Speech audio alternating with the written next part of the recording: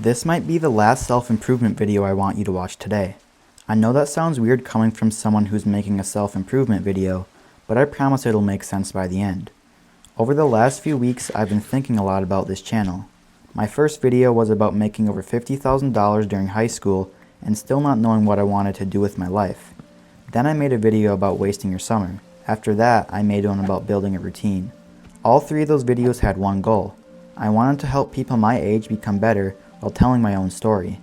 Then something happened that made me stop and rethink everything. I uploaded a YouTube short and someone commented, "Man, you sure fixed my doom scrolling disease." I'm pretty sure they were just joking, but that comment stuck with me because I realized something. If I'm making shorts about wasting less time, aren't some people finding those shorts while they're wasting time? I found that to be kind of ironic, and the more I thought about it, the more I realized this wasn't just something I was dealing with. It's something every self-improvement creator has to think about. How do you encourage people to improve their lives without becoming another video they endlessly consume? Before I say anything else, I want to make something very clear. I don't think self-improvement videos are bad. Honestly, I think they changed my life. When I was around 14 years old, I was just a skinny, lazy kid who wanted to become stronger, more disciplined, and hopefully make money for myself someday. Every day after school, I'd come home, lift weights, eat something, sit down at the exact same desk I'm sitting at right now, and watch creators like Hamza and Iman Gadzhi.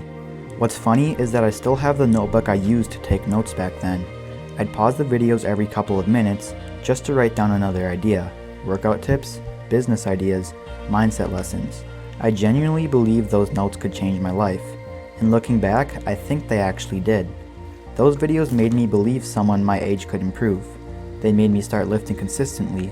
They made me think differently about money. They pushed me to try things instead of settling. So no, I don't regret watching them. If anything, I'm grateful I found them.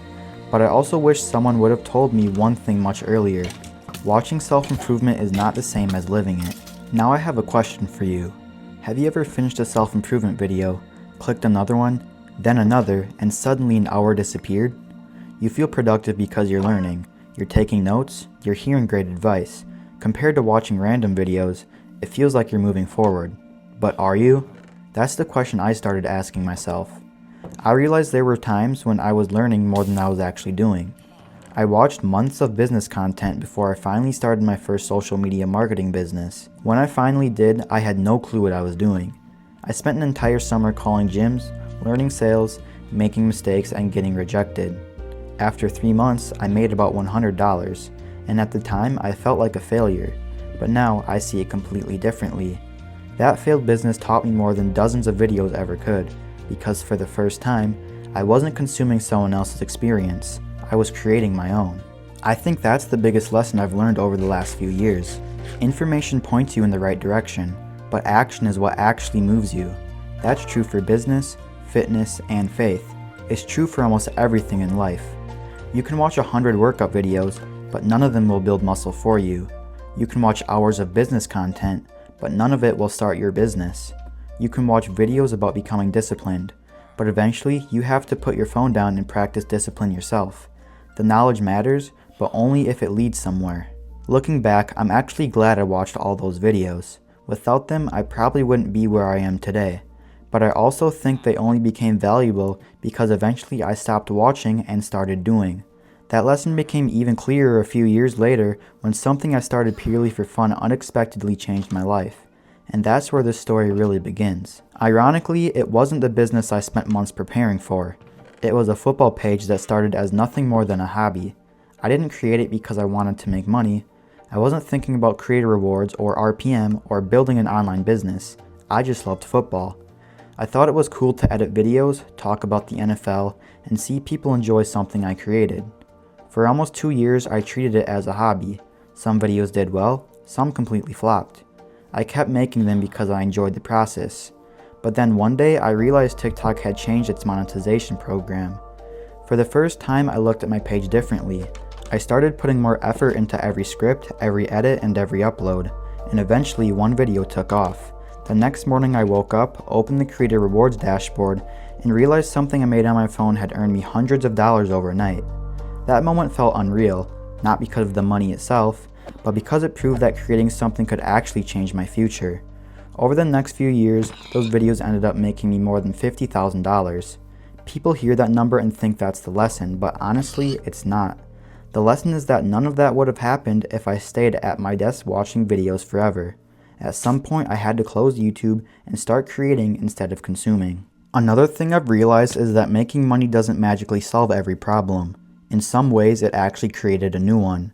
Because I still live at home, don't have many expenses, and my parents helped me invest most of it, I almost became comfortable. There were days where I'd think, I'm already ahead, I can work later. That mindset scared me, because comfort can quietly steal your ambition. The funny thing is that making money didn't make me happier every day either. What actually makes me feel good is finishing something I'm proud of. Making a football video, recording one of these YouTube videos, going for my morning run, lifting weights, reading my Bible, spending time with friends or family. Those are things that make me feel accomplished. Money is great, but purpose lasts a lot longer. If I'm being honest, I still struggle with scrolling. Not because I don't know it's bad, because I do. That's the weird part. Most of the time, I'm completely aware that I'm wasting time. I'll tell myself, I'm just checking TikTok for 5 minutes. Then one video becomes another, and another.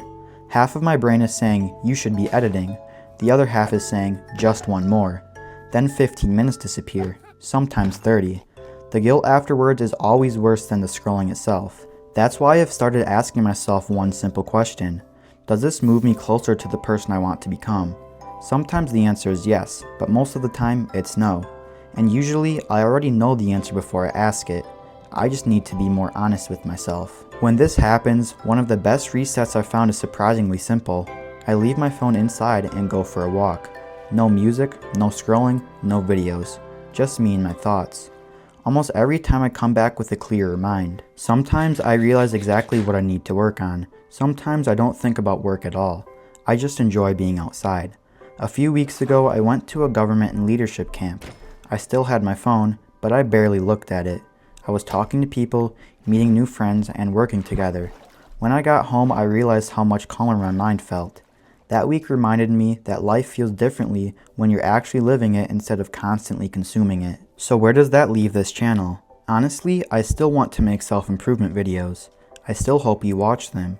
I still think they can genuinely change someone's life, because they changed mine. But I also hope you know when to stop watching. Watch one video, learn one lesson, then close YouTube. Go work on your project, go to the gym, read your Bible, call your grandparents, spend time with your family, go outside, make memories with friends. Do something that moves you closer to the person you want to become. If you come back tomorrow and watch another one of my videos, that's awesome. I'd love to have you here following my journey too.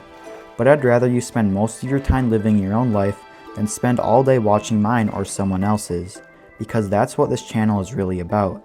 Not becoming productive every second of every day, not deleting social media forever, not living in monk mode. It's about living intentionally, learning, taking action, enjoying life, repeating that process over and over again.